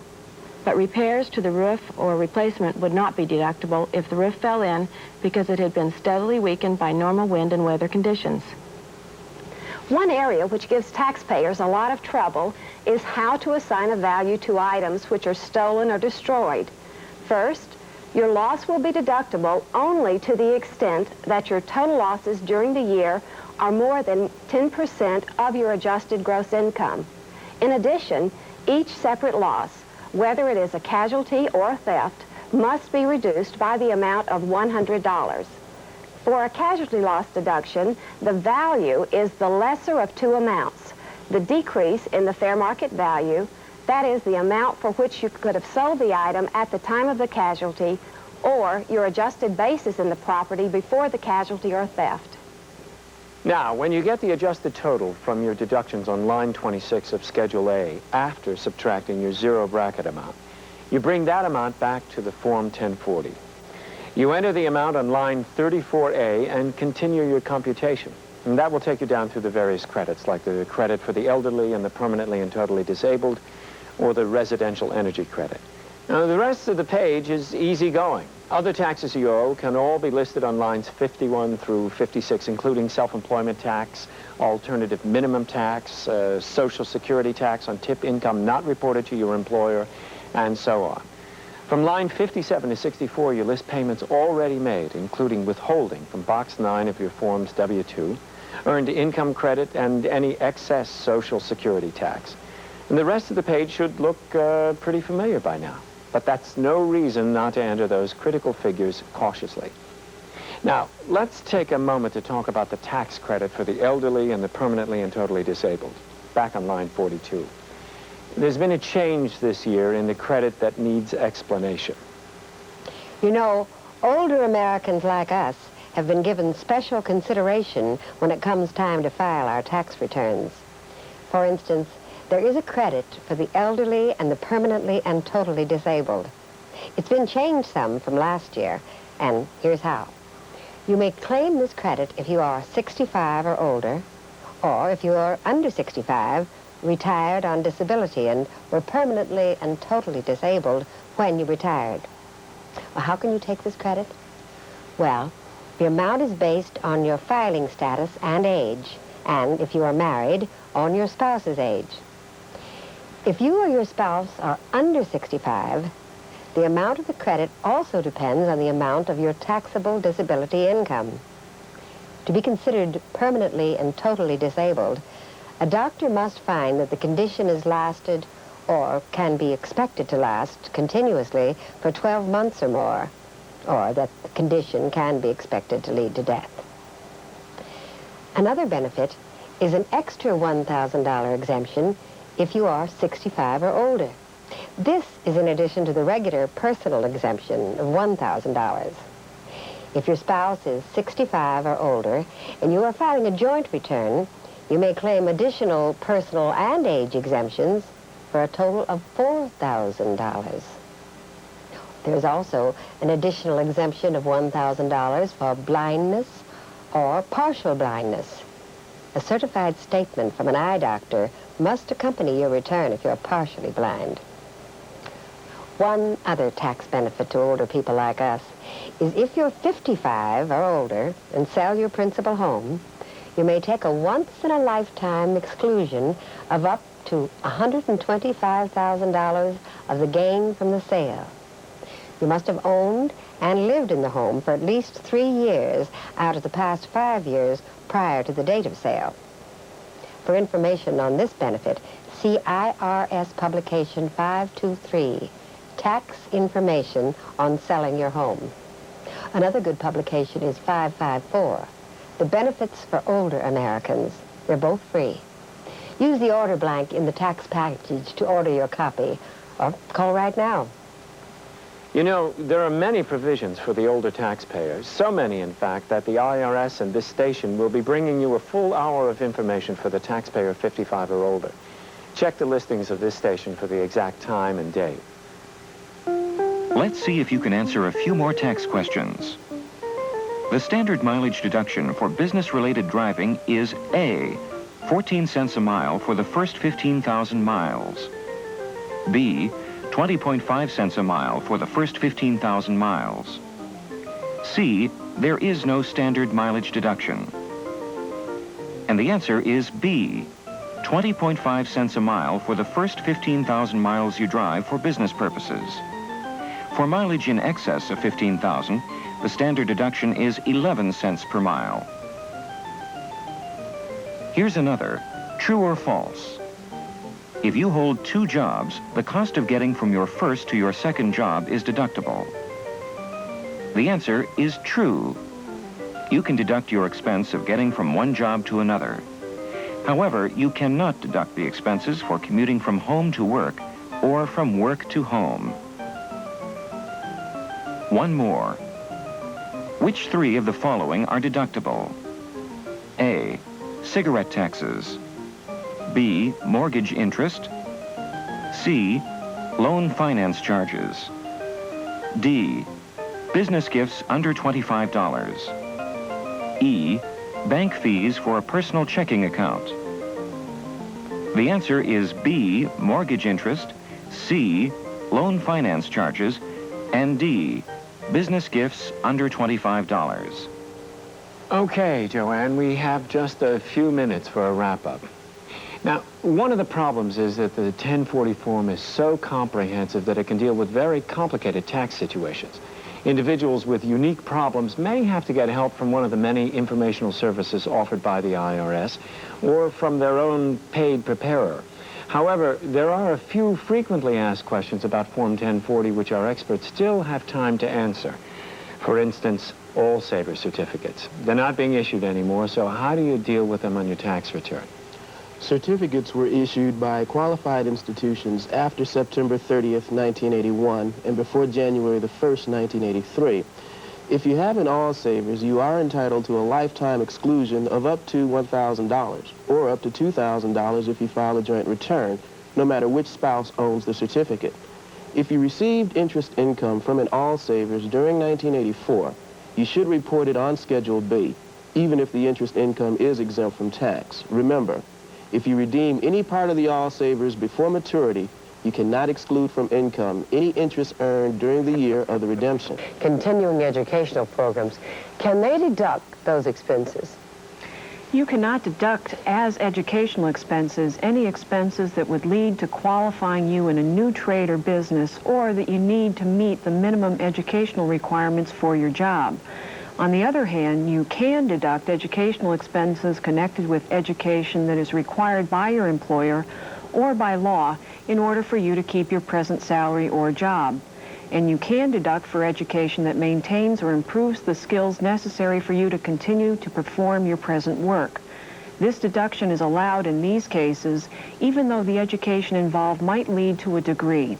I suggest that people considering an educational expense deduction call or write for a copy of the IRS publication number 508. The title is Educational Expenses, and will answer all questions about deductions for educational expenses.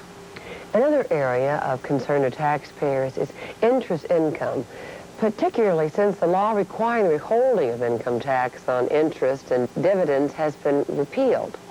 There is, however, still backup withholding on such income. The business or bank that pays you interest and dividends must file Form 1099 with the IRS.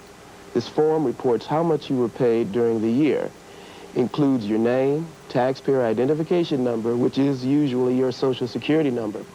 Now, if you fail to give the business or bank your identification number, or if the IRS notifies the business or bank that you have an incorrect identification number, or if the IRS discovers that you have not reported interest or dividends on your return, in any of these three cases, the business or bank will be required to withhold 20% of the amount you're paid. This is known as the backup withholding tax. And that's all we have time for. Thanks to all of you for your help. You know, I've learned along with everyone else here today, and what I've principally learned is that there are many sources of free tax help available. We've talked about phone service, about library materials, about teletext tapes, and before we close, I'd like you to learn about a program that is not only useful but also heartwarming. In this program, average Americans have volunteered to help those who need tax assistance and cannot afford professional advice. Here's how it works. When it's time to fill out your tax return and you can't afford professional help or you're unable to help yourself, the IRS wants you to be aware of 3 programs that may be able to give you assistance. The first is Volunteer Income Tax Assistance, or VITA, an IRS self-help program that began in 1969 to assist the low-income, the elderly, the non-English speaking, and the handicapped in the preparation of simple tax returns. Volunteers generally include professionals, college students enrolled in accounting or business management, and members of civic groups and community organizations. VITA's main objective is to educate taxpayers so that they can prepare their own returns in the future. If you're unable to do so, direct assistance, where the VITA volunteer fills out the forms for you, is also available free of charge. For taxpayers 60 or over, there's a special volunteer program sponsored by public or private nonprofit organizations. It's called Tax Counseling for the Elderly, or TCE. Most tax assistance sites are easily accessible to older taxpayers, such as libraries, community centers, and local schools. TCE volunteers make a special effort to reach elderly taxpayers who are disabled, blind, or shut-ins. Remember, all volunteers for VITA and TCE are trained by the IRS and are required to pass certain qualifications.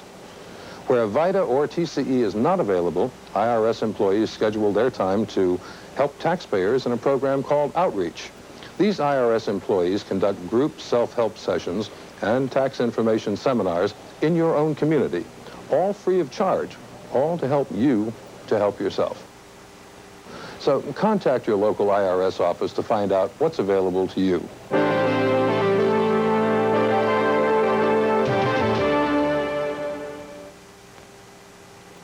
By the way, you can volunteer to help in this program next year if you'd like.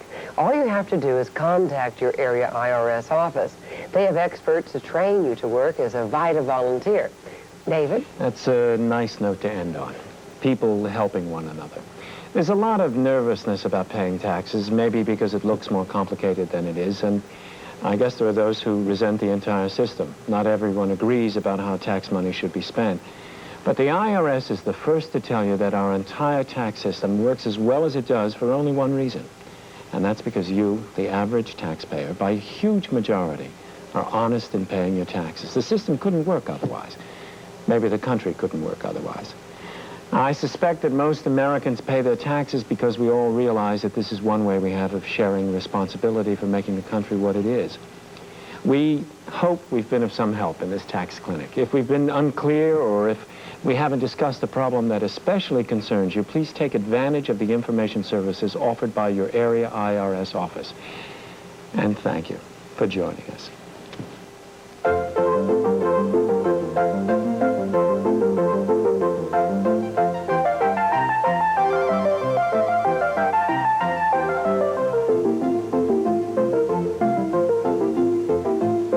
Don't miss the financial news of the day. Watch the Nightly Business Report for all you need to know about the ups and downs of stocks and bonds and the ins and outs of Wall Street.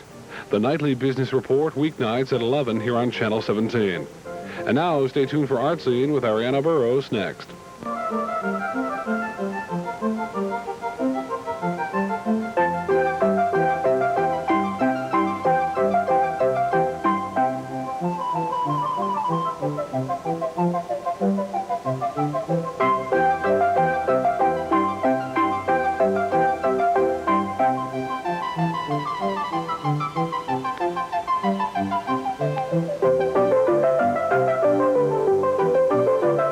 If you have any comments or suggestions about this program, write IRS, Room 1313, 1111 Constitution Avenue Northwest, Washington, D.C., 20224.